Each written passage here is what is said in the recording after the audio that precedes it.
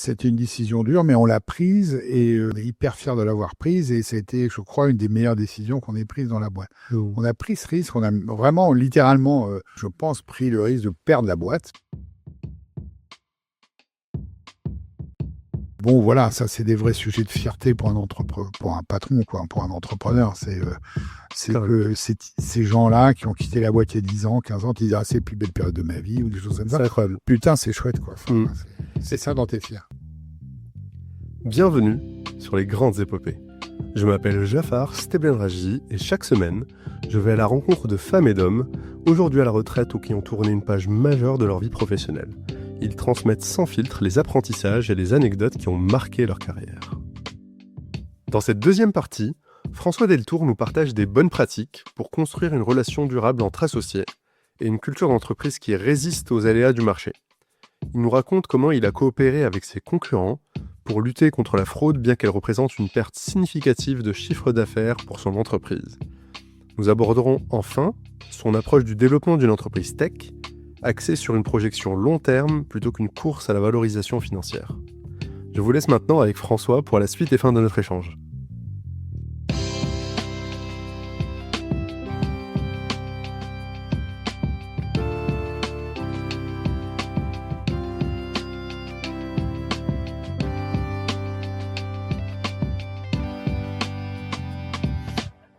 Notre produit, l'affiliation, est un très bon produit. C'est un très bon produit qui rend un véritable service, qui est, à mon avis, essentiel au e-commerce et au web. C'est l'essence même du e-commerce. C'est vraiment un truc hyper important. Donc, c'est un très bon produit qu'on a su, je pense, exercer dans un très bon service, un très bon produit. Mais on a la chance d'avoir une très bonne techno autour, grâce à Christophe et l'équipe qu'on a mise en place autour, des très bons principes. Je crois qu'on a bien fait notre boulot, surtout c'est un métier où l'honnêteté est très importante. Mais bien que tu nous parles de cette partie-là, parce qu'en fait, c'est quelque chose sur lequel il y a des idées reçues, et il y a la bonne manière de faire du business sur le long terme. Et donc, c'est quoi justement ces enjeux de l'affiliation en termes d'image et en termes d'exécution que vous avez peut-être, sur lesquels vous avez été un peu à contre-pied d'autres acteurs? Alors, c'est vrai que donc dans ce métier d'affiliation, donc que je reviens dessus, donc il s'agit d'amener du trafic, d'amener des clients à un marchand. Donc c'est développer toute des franges de business de fraude pure et dure, où l'enjeu était que tel ou tel éditeur, en utilisant différents moyens totalement malhonnêtes, mais bien caché, pouvait revendiquer une vente et donc des commissions au détriment d'autres. Par exemple, aux États-Unis, il y a eu un cas qui, quand même, avec eBay, il y a eu un énorme fraudeur, mais c'était un cas FBI, quoi. Le FBI a débarqué chez lui, le type prenait chaque mois 4 à 5 millions de dollars de fraude mensuelle, juste avec de la fraude. Et puis, donc, le FBI est intervenu, parce que c'est bien l'autorité compétente aux États-Unis pour des trucs qui sont de cette nature-là. Mais en France, on a eu ce phénomène. Donc, associé à l'image de l'affiliation, il y a eu ce truc un peu sulfureux de mauvaises pratiques de la part d'éditeurs. Et c'est vrai que très tôt, chez nous, chez Affinity, c'était essentiel de dégager le bon grain de livret, de pas tricher, quoi, et de pas être complice de ça. Alors, je dis complice parce que dans le modèle économique dans ce petit modèle économique qui est le nôtre, l'intermédiaire qui est la plateforme d'affiliation, on est rémunéré sur les commissions qui sont versées aux éditeurs, aux affiliés. Donc, techniquement, plus ils gagnent d'argent, plus vous gagnez d'argent. Plus on gagne d'argent. Et donc, un fraudeur ou pas, si un type qui gagne beaucoup d'argent, toi, tu te fais gagner beaucoup d'argent. Si tu te rends compte que c'est un fraudeur, la tentation peut exister de ne pas vouloir le voir, quoi. Et donc, il y a une sorte de complicité comme ça, à, disons, fermer les yeux. Et nous, c'est un truc, ça a été des décisions radicales, mais très dures à prendre. On a choisi de ne pas rentrer dans ce truc-là, de virer tous les malotrus, parce que c'est essentiel d'assurer on va dire un produit de qualité, ma bonne dame, à nos clients, quoi, de leur amener des choses et qui nous payent pour des choses vraies et utiles, quoi. Là-dessus, tu le dis comme ça de manière assez simple, mais c'est extrêmement dur de prendre cette décision au sens business, parce que les ordres de grandeur dont tu me parlais, on est sur parfois 20 ou 30% de ton activité. Donc on est vraiment sur des... Oui, nous on a eu le cas avec deux, trois affiliés d'éditeurs, là, où du jour au lendemain, on a compris que c'est des types à qui on faisait des gros chèques qui représentaient finalement 20-25% de notre chiffre d'affaires, étaient des fraudeurs purs et durs. Et on n'avait pas vu... et donc, du jour au lendemain, il a fallu se dire, bon, si je ferme, je vais perdre 25 à 30% de mon chiffre, avec des impacts sur compliqués pour la boîte. C'était une décision dure, mais on l'a prise et on est hyper fiers de l'avoir prise. Et c'était, je crois, une des meilleures décisions qu'on ait prises dans la boîte. On a pris ce risque, on a vraiment, littéralement, je pense, pris le risque de perdre la boîte. C'est pas plus compliqué que ça. Mais au-delà de ça, ça nous a, non seulement on l'a pas perdu, mais ça l'a renforcé. Et ça a été exemplaire à la fois pour nos clients, qui se sont retrouvés avec une confiance accrue dans la relation qu'ils avaient avec nous, pour les équipes, pour qui tout d'un coup comprenaient que ce qu'ils faisaient, c'était pas... il y avait une certaine éthique de ce métier, et du coup, tu portes une fierté à avoir un métier qui a une éthique, c'est quand même mieux. Et pour nous-mêmes, parce que ça, évidemment, ça renforçait le sens qu'on pouvait donner à notre projet, quoi. Oui, en fait, il y a un alignement, et puis ça vient pas de nulle part. Si je comprends bien, en fait, toi, avant, tu venais du côté client, Palo Alto, parce qu'il y a d'autres acteurs sur ton marché qui n'ont pas pris les mêmes décisions. Je vais pas donner des bons et des mauvais points aux autres, aux uns aux autres, et puis tous sont quand même... c'est un métier qui a fait beaucoup de progrès sur ces points-là, encore, vraiment. Mais c'est vrai que nous, ayant un regard client, on a été, en tout cas, très proactifs dans le nettoyage des écuries d'OGS. Ouais. Donc là, il y a cette stratégie, cette vision d'intégrité dans le business qui est à l'échelle de ton entreprise, que tu déploies avec tes associés. Mais en fait, vous arrêtez pas là, parce qu'il y a aussi un moment donné, avec les autres acteurs du marché, vous mettez ensemble. Est-ce que tu peux nous parler un peu de ce syndicat professionnel auquel vous contribuez? Alors oui, absolument. C'est vrai qu'à un moment, on s'est dit, plutôt que discuter... Alors, sur des marchés, c'est un marché très compétitif, parce qu'il y a beaucoup d'acteurs, et donc ça se bat, ça se castagne sur les appels d'offres, comme dans beaucoup de marchés du reste. Et malgré tout, on a commencé à se parler, à se réunir avec nos concurrents et confrères, avec ce sujet qui est comment on fait pour élargir la taille du gâteau plutôt que se battre sur un gâteau existant. Et pour élargir la taille du gâteau, un des points qui nous paraissait clé, c'était d'améliorer la qualité de nos prestations, notamment en matière d'intégrité, de qualité des éditeurs qu'on amenait aux uns et aux autres, et de bonnes pratiques. Ça nous a amené à développer tout un tas de chartes, notamment une charte sur l'emailing. On était très en amont par rapport à ce qu'a fait la CNIL, 6-7 ans avant les directives de la CNIL sur... les données personnelles. On a été amené sur les contenus.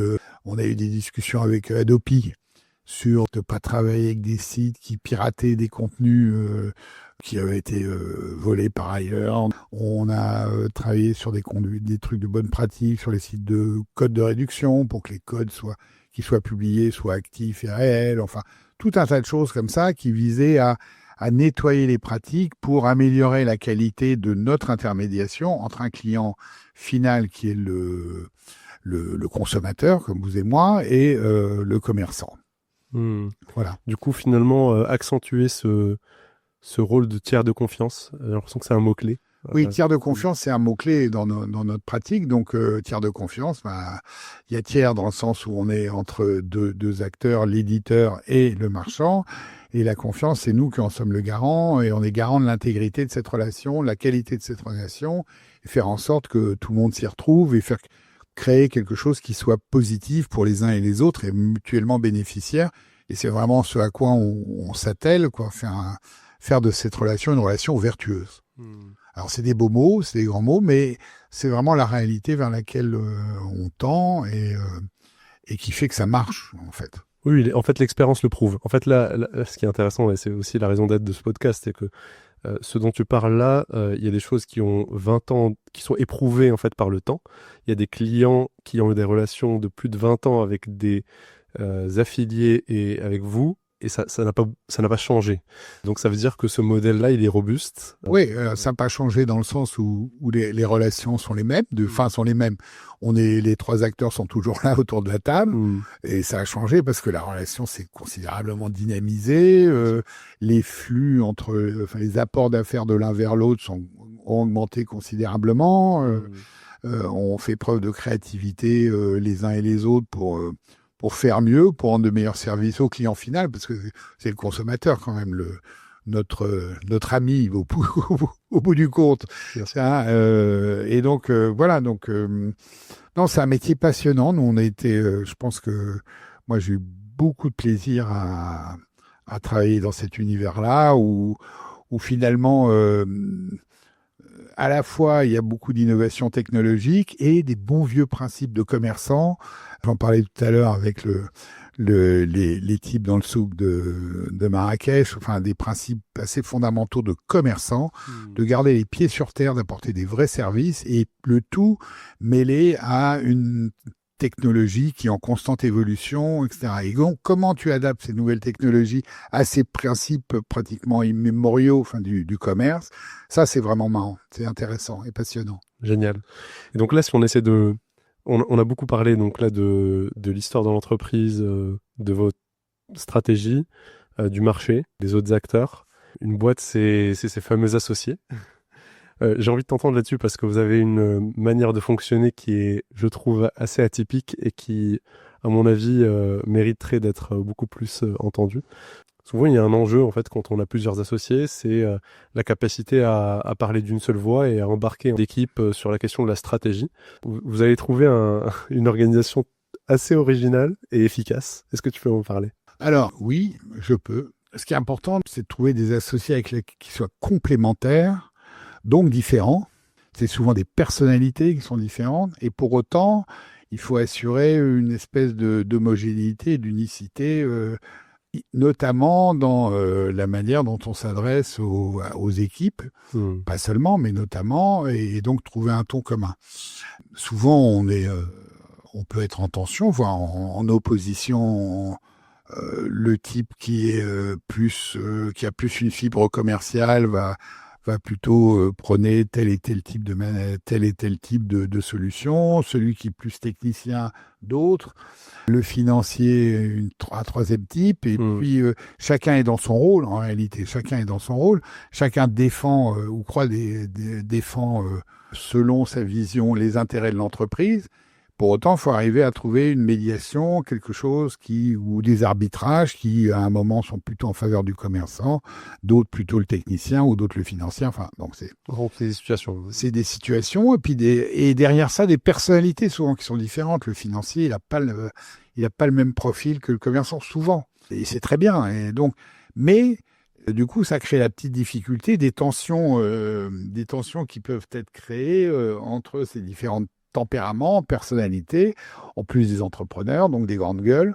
Et donc, comment arriver à délivrer un message comme ça qui soit partagé, qui fasse qui montre l'unicité de la décision du pôle des actionnaires, donc des pôles des associés, dirigeants.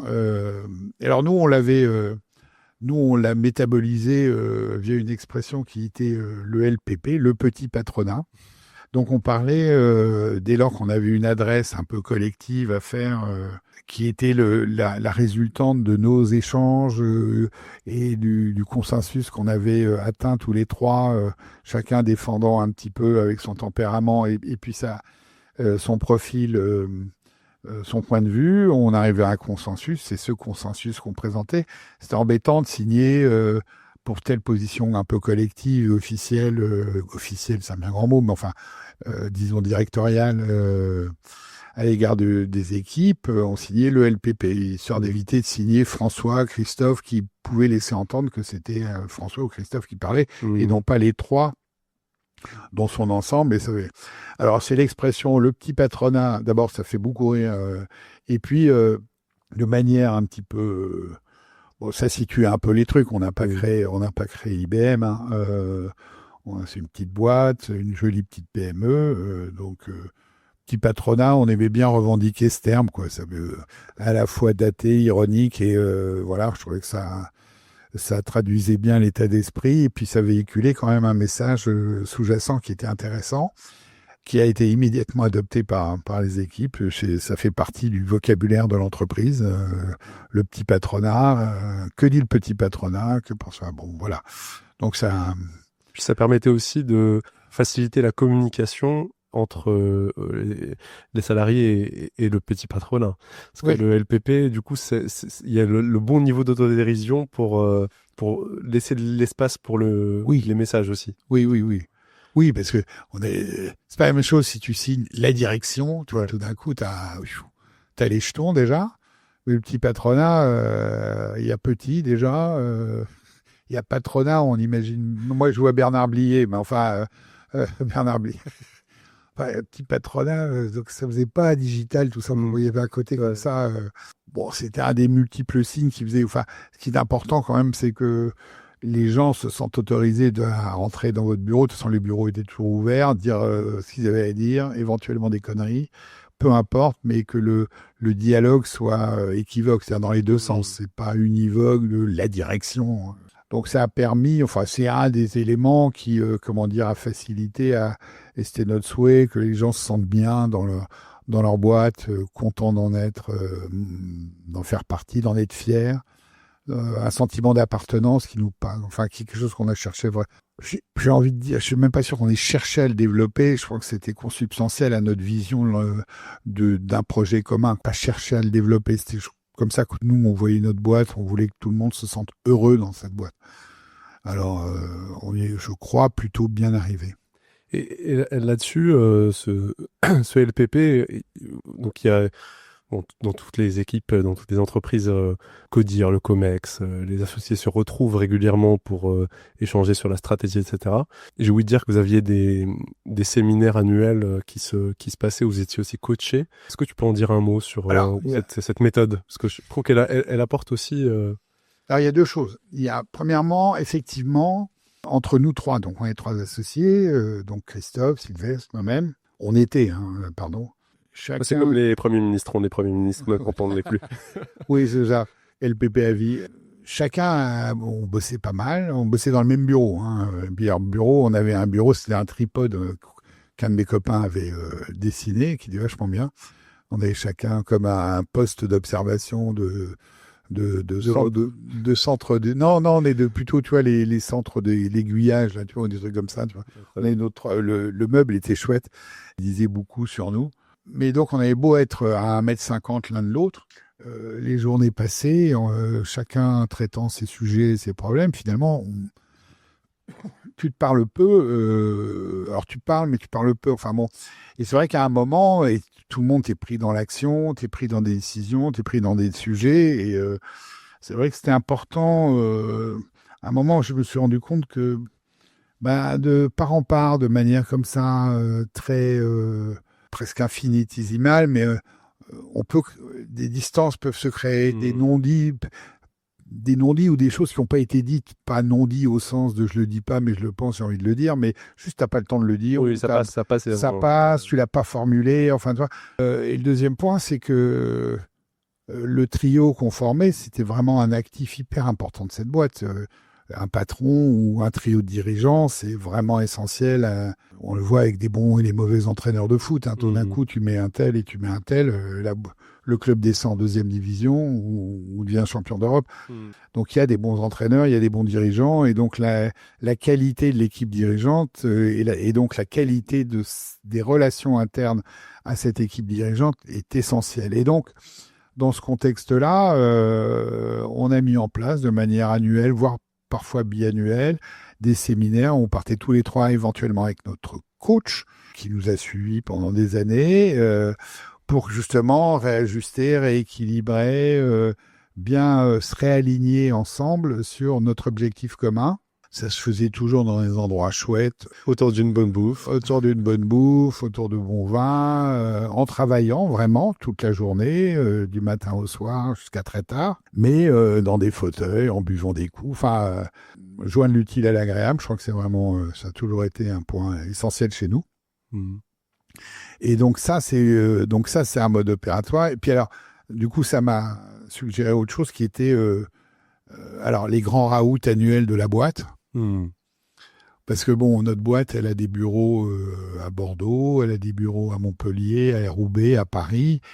Elle en a eu à Sao Paulo, elle en a eu à Munich, elle en a eu à Barcelone.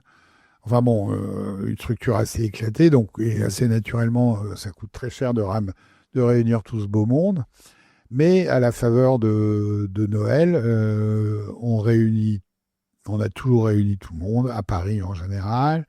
Et évidemment, d'abord, pour faire la fête, deux, pour que tout le monde se voit, parce que le Roubaisien et le Bordelais, ils se voient une fois par an, concrètement, ou rarement plus. Et donc, c'est important qu'ils se voient, se reconnaissent, se connaissent et s'entendent bien. Trois aussi, c'est l'occasion pour le LPP, le petit patronat, d'adresser le message de l'union, on va dire, et de dire voilà où on en est, voilà où on va, voilà comment on voit les choses, et d'échanger autour de ça, quoi.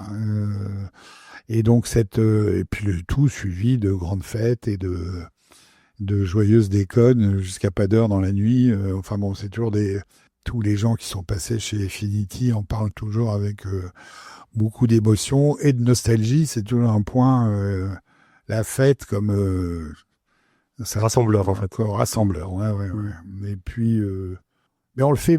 Alors, c'est toujours pareil. On le fait à la fois afin c'est-à-dire afin de permettre ce rassemblement, afin de... Oui, avec les intentions.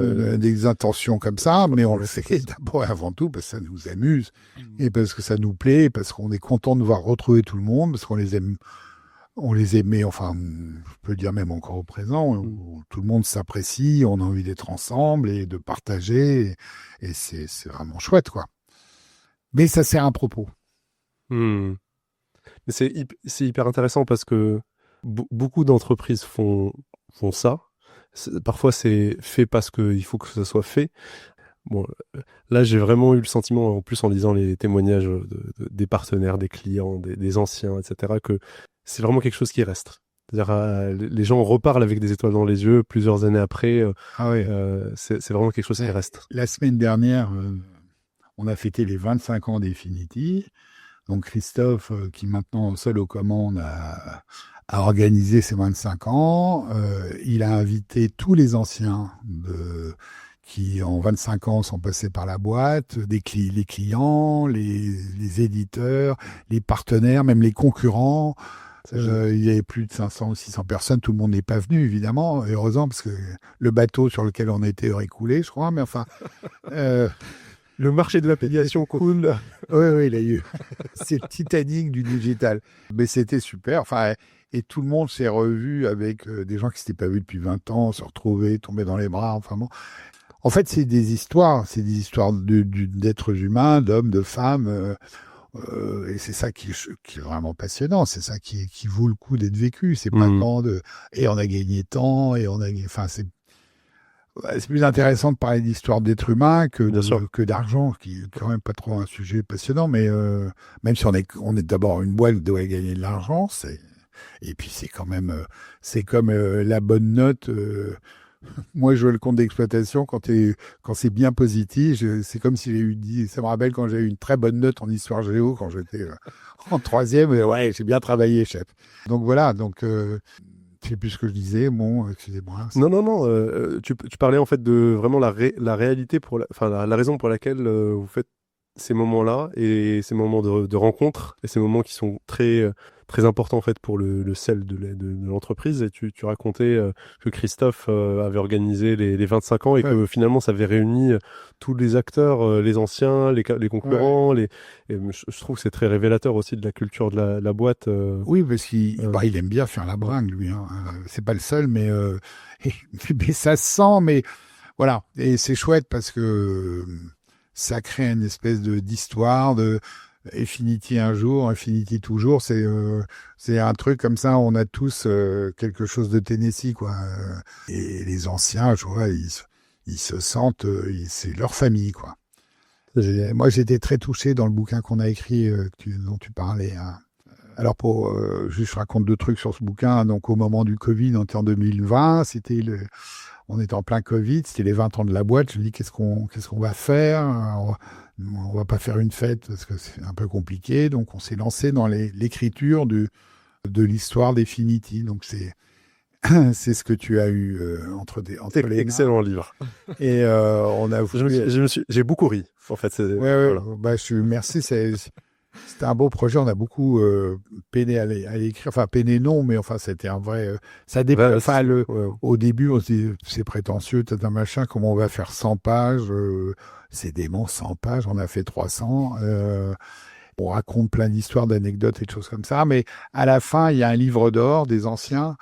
Et c'est très émouvant de lire ce qu'ils disent les anciens. C'est-à-dire les types, ils sont partis.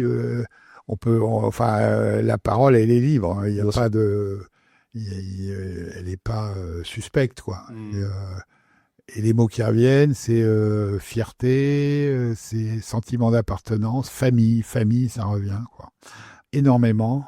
Et bon, voilà, ça, c'est des vrais sujets de fierté pour un patron, quoi, pour un entrepreneur.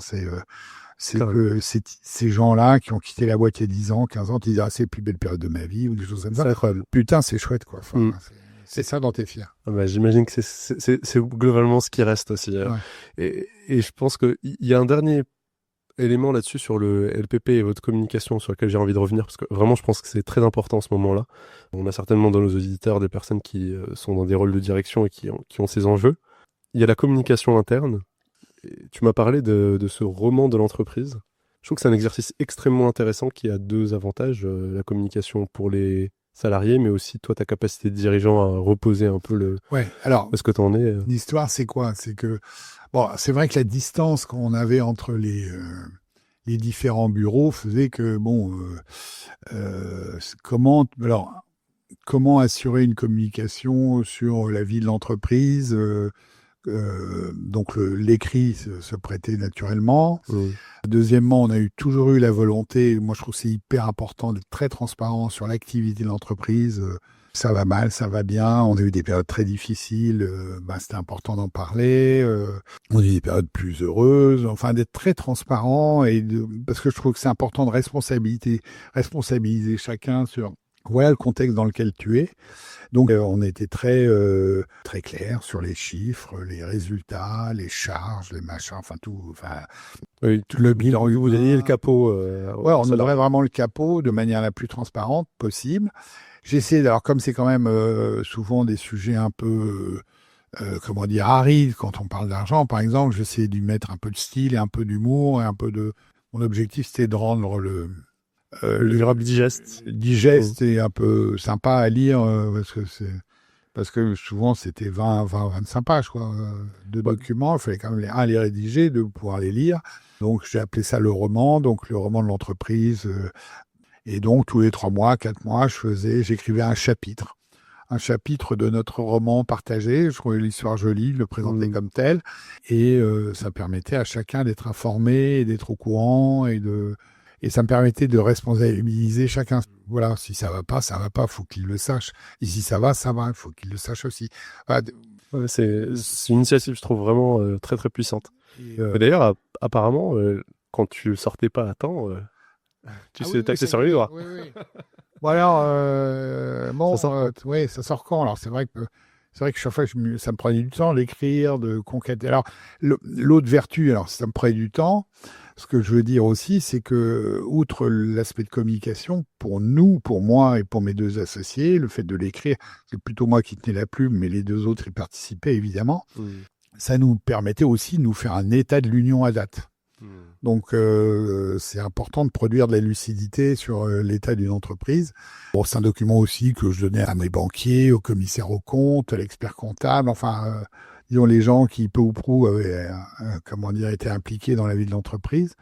C'est important qu'il y ait cette lucidité sur l'état des choses et donc c'était vertueux parce que je pense que ça aide aussi à manœuvrer, à piloter la boîte, quoi. Carrément. Donc, c'était la deuxième vertu du truc. Alors, c'est vrai qu'on me le réclamait. J'étais assez flatté. Ah, quand est-ce que tu sors le nouveau numéro? Bah, c'est génial d'avoir réussi en tout cas à installer cette communication saine avec les équipes. On va parler d'une des responsabilités d'un dirigeant, qui est aussi une responsabilité qui est pas simple, qui est la question du licenciement. J'ai lu justement dans ton témoignage et dans le livre une manière de faire qui moi m'a inspiré. Voilà. C'est des moments qui sont évidemment extrêmement difficiles. Je vais pas en parler plus parce que je l'ai pas suffisamment vécu. Je te laisse peut-être nous expliquer ta relation finalement à ce sujet difficile. C'est vraiment un sujet délicat, le licenciement, parce que alors, d'abord, quand tu es patron, entrepreneur, on va dire, tu es content quand t'embauches. Tu es content quand tu crées des boulots, parce que ça fait partie vraiment de nos fiertés. Par exemple, créer des nouveaux jobs, parce qu'on a créé des métiers qui n'existaient pas. Donc tout d'un coup, tu dis, tiens, là, tata, si on prenait quelqu'un qui était en charge de faire ceci et cela, ça aiderait tata. Donc tu crées des jobs, ça c'est passionnant quand même, de créer des jobs. La boîte se développe, donc tu as besoin de créer un autre dans ce job. Enfin, tu te retrouves à créer des profils comme ça. Enfin, bon, la nature d'un entrepreneur, c'est de créer et d'enrichir. Mais parfois, pour diverses raisons, tu es obligé de réduire la voilure.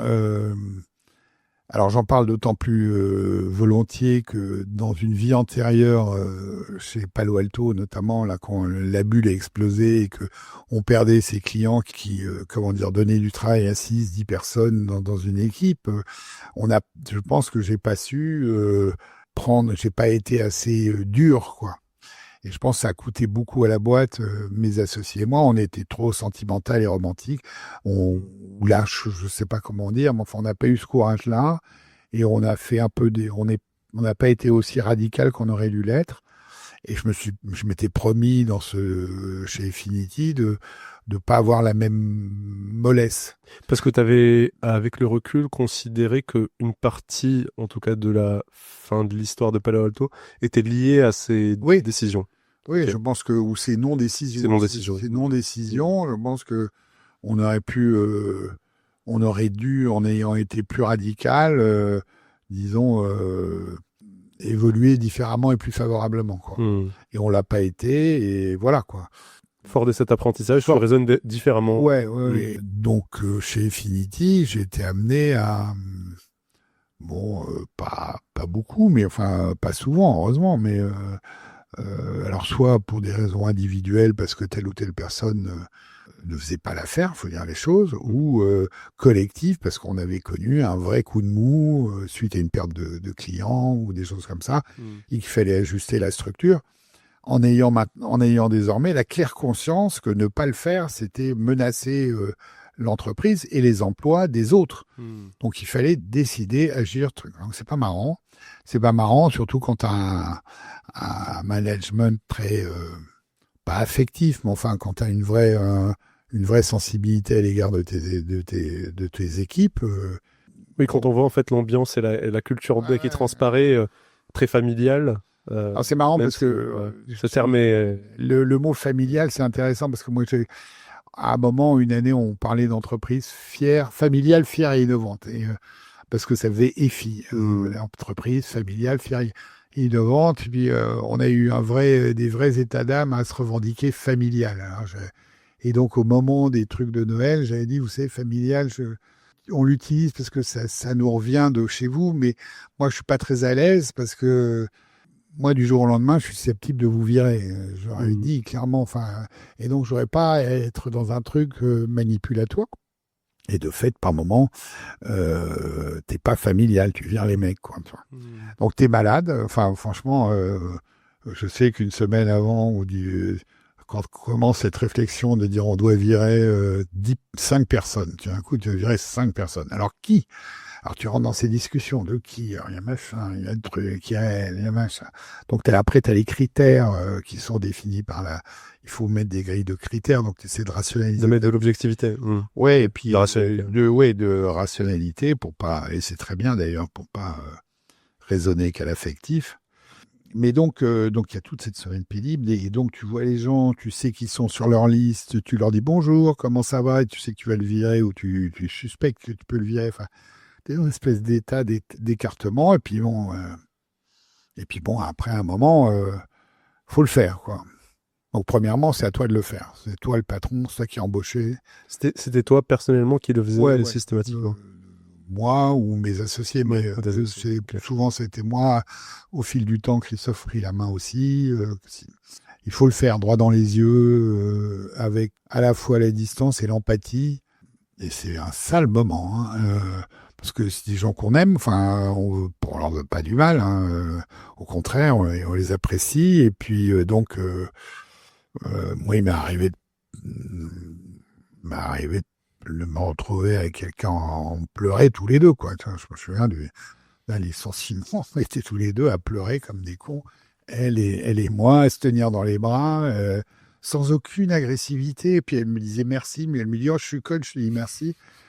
Tu vois, Alors tu es en train de me alors tu es en train de me virer, je te dis merci, mais comment je dis oui non c'est vrai que c'est bizarre. Enfin bon, ça aboutissait à des scènes, mais alors on pleurait tous les deux. Moi je pleurais. Hein, alors c'est ce que c'est du, je sais pas. Enfin peu importe, c'est comme ça. Hein, je sais pas. Oui, c'est ce qui s'est passé en fait. C'est ce qui s'est passé. Après, il y a l'après. Donc après, l'info va dans la boîte. Les gens te regardent. Tu deviens quand même un peu le sale patron. Et en même temps, une certaine reconnaissance. Parce qu'ils savent que, un, c'est pas eux. Et puis deux, il fallait le faire. Et merci de l'avoir fait. Mais ça, on ne se le dit pas, mais on le sait. Ça existe. Et puis, les choses se reconstruisent. La personne licenciée, bon, d'abord, a toujours été vachement entourée par les autres. On met des mots sur les choses, on exprime ses souffrances ou ses frustrations, puis après on les aide, on essaie de leur contribuer à leur retrouver du boulot, donner des recommandations. Mais c'est ça, c'est que tu les lâches pas dans la nature en fait. Non, si on peut, si on peut, essayer soit de leur retrouver du boulot, en tout cas de leur tenir des bonnes recommandations, ou des rendez-vous, ou des choses. Puis à l'arrivée, c'est chouette quand, après tout ça passe, les gens se reconstruisent, voire vous remercient, parce que j'ai un cas en tête, quelqu'un que je trouvais qui était là depuis longtemps. Je pensais, j'étais convaincu qu'elle avait fait son temps, qu'elle n'apportait plus à la boîte et que surtout, elle ne progressait plus. Donc ça a été très dur. Ça a été très bénéfique pour elle. Elle a redémarré une activité. On a continué à travailler sur d'autres projets ensemble. La vie continue. On est très proches toujours. Il y en a d'autres, des types qu'on a virés qui sont devenus nos clients. Vous imaginez quand même. Mais tout ça pour dire que cette période qui est particulièrement pénible, qui est douloureuse, je pense que si on la gère avec intégrité, humanité, droit dans les yeux, c'est pas pour rien. C'est pas pour rien et il faut le faire, quoi. Il faut le faire mais tu peux le faire et faire en sorte que ça soit respectueux. Ce qu'il faut, c'est que la personne qui est licenciée se sente pas dévalorisée en sortant. Et en même temps, dès lors quand tu fais des licenciements collectifs et que tu es obligé de faire des choix, tu es obligé de dire toi plutôt que elle. Tu peux pas non plus dire n'importe quoi. Tu peux pas dire t'es merveilleuse, t'es machin. Alors pourquoi je suis merveilleuse? Pourquoi tu me gardes pas? Donc oui, pourquoi? Donc faut arriver à être dans l'intégrité. Encore une fois. Oui, il y a une ligne de crête en fait entre dire les choses et ne pas casser la personne pour que cette phase-là en fait de deuil et de choc soit pas trop longue. Pour que pas trop longue et puis que ça soit et que l'aider à se reconstruire, l'aider et puis à passer et puis se développer. Hein.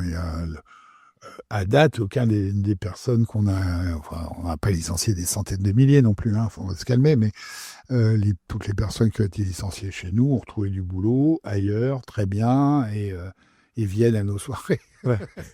Donc voilà. C'est ça, c'est que maintenant le recul, en tout cas l'expérience, prouve que ça le fait de l'avoir fait, en tout cas la manière dont tu l'as fait, même si c'est jamais parfait, mais ce dont tu parles, l'intégrité, l'intention que tu mettais, en fait, c'est des clients ensuite, c'est des partenaires, c'est des personnes qui co-écrivent le livre, si j'ai bien compris. Ouais, c'est ça. Voilà, donc en fait, c'est des gens en fait qui restent dans le réseau et qui restent dans la famille. Voilà.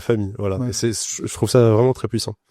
je suis pas fier de avoir licencié. Enfin, je sais qu'il fallait que je le fasse, mais je suis fier que personne n'en ait tenu rigueur, quoi. Rigueur ad vitam. Ad vitam, et qu'au contraire, on peut se parler, on peut rire, on peut commercer, enfin, tous les sens du terme, et que ça se passe très bien, quoi. Bah, ça fait partie de la vie d'une entreprise. La question, c'est comment le faire le mieux possible. Le truc, c'est d'assumer ses responsabilités aussi. C'est-à-dire que on avait un principe, c'est qui embauche vire. Enfin, c'est moi qui... Parce que nécessairement, à un moment, tu peux te dire, j'ai fait une erreur aussi. Donc, tu es porteur de cette responsabilité. Après, bon, il n'y a pas que ça. Il y a des aléas d'une vie commerciale, une perte de clients, des gens qui sont très bien à un moment, et puis pour telle et telle raison, les besoins évoluent, c'est plus le même besoin. La personne évolue aussi, ou n'évolue pas. Ça, j'ai une personne que je connaissais qui avait utilisé l'image du bus en disant en fait c'est un bus qui avance et puis il y a des gens qui montent dans le bus et puis il y a des gens qui descendent du bus. Et en fait, en fonction de la maturité de la boîte, de la taille de la boîte, du besoin, c'est même sain que chaque personne se pose la question si c'est toujours la bonne personne au bon endroit. Même à l'échelle d'une direction, il peut y avoir des dirigeants qui sont plus les bonnes personnes pour un moment de développement de l'entreprise. Voilà. Donc, c'est très sain. D'ailleurs, on peut en parler de ça en tant que dirigeant.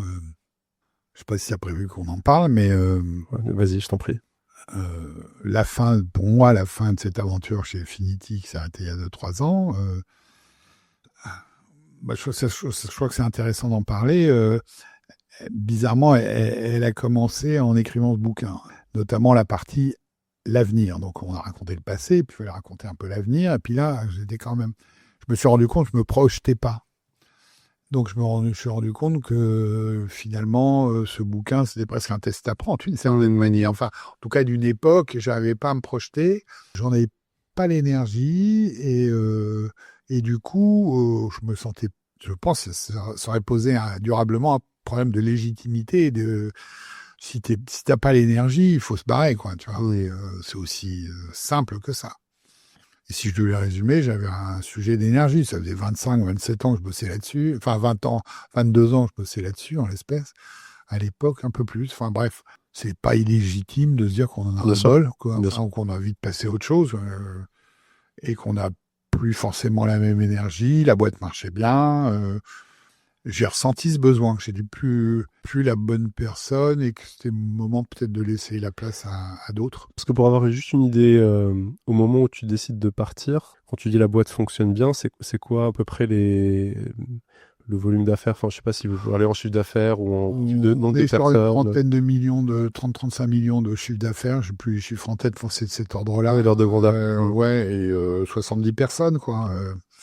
Donc une belle petite PME. Rentable, qui gagne de l'argent. On avait on l'a évoqué tout à l'heure, on a eu plein de projets de déploiement à l'international, etc., qui nous ont coûté pas mal d'argent et qui n'ont pas été que des succès, même si on a réussi à en faire des bons succès à l'arrivée. Ça, c'est intéressant. Voilà, ça, c'est la boîte. Le sentiment, c'était que j'étais arrivé un petit peu au bout du truc, quoi. Et puis l'âge.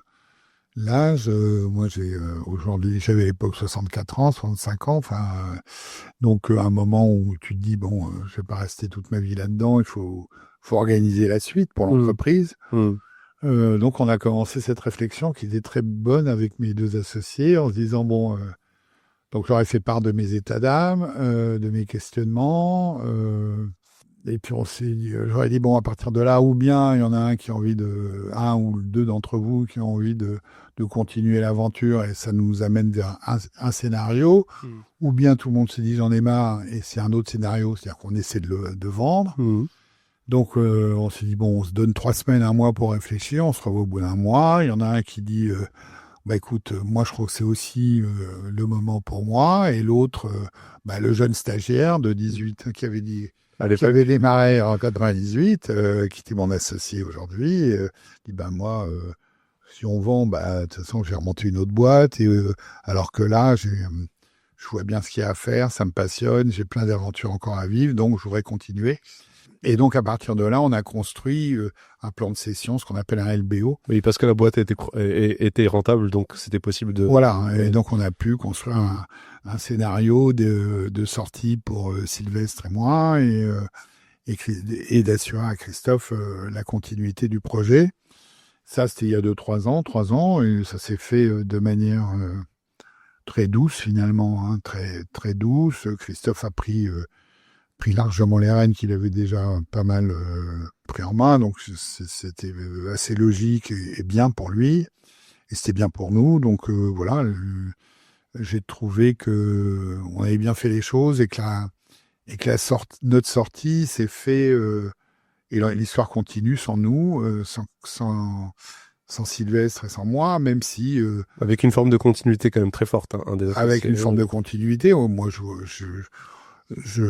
continue de les voir régulièrement, même si moi, j'interviens plus du tout dans la vie de la boîte, mais moi, l'image que j'avais, c'est là, à un moment, c'est comme les enfants qui quittent la maison, quoi.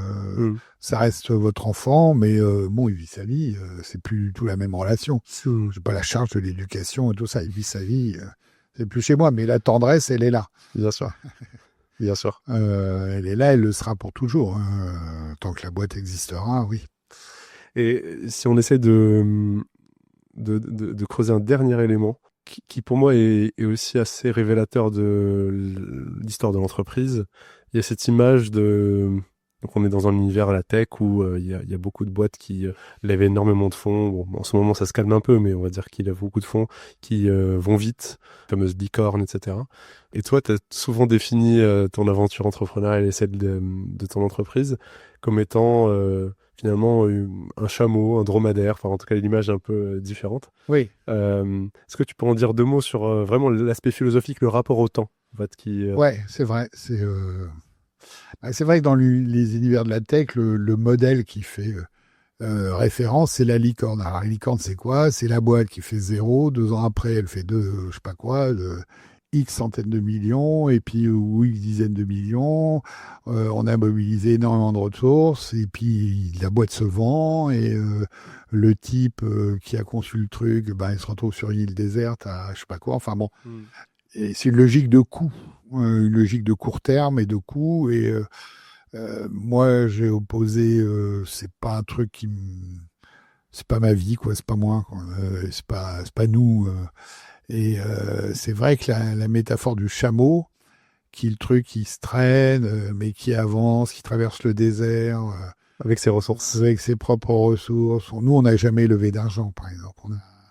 On n'a jamais eu d'investisseurs. C'est pas qu'on est contre, hein, mais enfin, on a toujours préféré se développer par nous-mêmes, alors à notre rythme, plus lentement, mais avec le sentiment que la beauté, c'était pas le but, mais la beauté, c'est donc le but, gagner je ne sais quelle somme incroyable, mais de faire ce métier au jour le jour, d'en jouir au sens de gourmander nos journées de travail avec nos copains et nos clients et tout ça, enfin de gourmander le projet professionnel finalement, et quitte à ce que celui-ci se déroule sur un rythme peut-être un peu plus lent, mais plus pérenne et plus durable.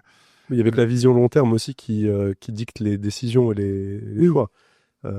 C'est marrant parce que tu vois, ça c'est un truc, une maturité d'entreprise. Je vois, quand tu démarres ta boîte, tu gères ta fin de mois, tu gères ta semaine, voire ta semaine, comment tu payes les frais, comment tu machin. Et puis, plus la boîte se développe, plus tu gères un horizon de temps long. Le jour où on s'est dit, là, on fera pas ça cette année, on fera ça l'année prochaine, je me dis, waouh, on est capable d'avoir ce genre de phrase, c'est incroyable.